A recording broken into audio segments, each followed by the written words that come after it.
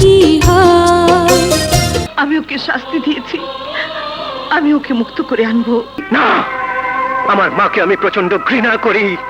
আমার মায়ের মতো কারো উপদেশ আমার দরকার নেই।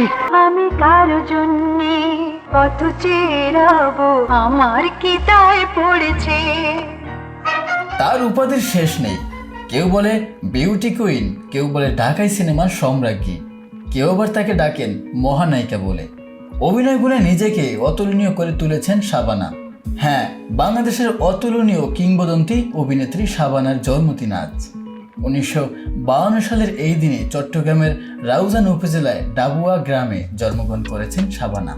পুরো নাম আফরোজা সুলতানা রত্না। পড়াশোনার জন্য বাবা মা ভর্তি করেছিলেন ঢাকার গেন্ডারিয়া হাই স্কুলে, কিন্তু পড়ায় তার মন ছিল না। তাই 9 বছর বয়সে শিক্ষা জীবনের ইতি টানেন শাবানা। আদরিনী সোহাগিনী আমার ছোট বোন, দোহাই লাগে চুক্তি করে একটি কথা শোন রে। আমি সেই নারী যে এই আদালতে দাঁড়িয়ে আপনার কাছ থেকে 1 মাসের সময় ভিক্ষা নিয়েছিলাম ফাঁসির দণ্ডে দণ্ডিত আমার নিরপরাধ স্বামী জীবন বাঁচাবার জন্য।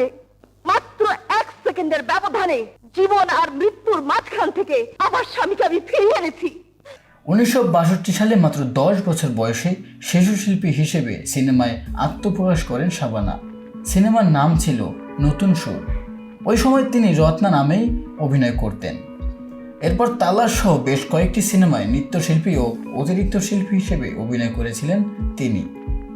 সহনায়িকার চরিত্রে তাকে দেখা যায় আবার বনবাসে রূপবান ও ডাক ভানুতে। 1967 সালে এহতেশাম পরিচালিত চকরিতে রত্না থেকে তিনি হয়ে যান শাবানা।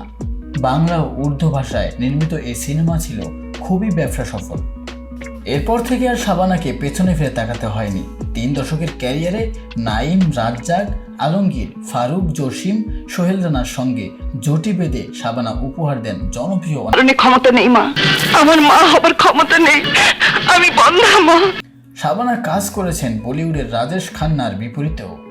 শাবানার উল্লেখযোগ্য ছবিগুলোর মধ্যে ভাত দে, অবুঝ মন, ছুটির ঘন্টা, দোস্ত দুশ্মন, সত্য মিথ্যা, রাঙা ভাবি, বাংলার নায়ক, ওরা 11 জন, বিরোধ, আনারি, সমাধান, জীবনসাথী, মাটির ঘর, লুটোরা, সখী তুমি কার, কেউ কারো নয়, পালাবি কোথায়, স্বামী কেন আসামি, দুঃসাহস, পুত্রবধূ, আক্রোশ ও চাপা। তুই আমার স্বামীর বাবা মা বোনকে হত্যা করেছিস, তুই ডাব্বুকে হত্যা করে আমার স্বামীকে ফাঁসির আসামি বানিয়েছিস। বাংলাদেশ চলচ্চিত্রে শাবানা স্থাপন করেছে অসামান্য সব মাইক ফলক।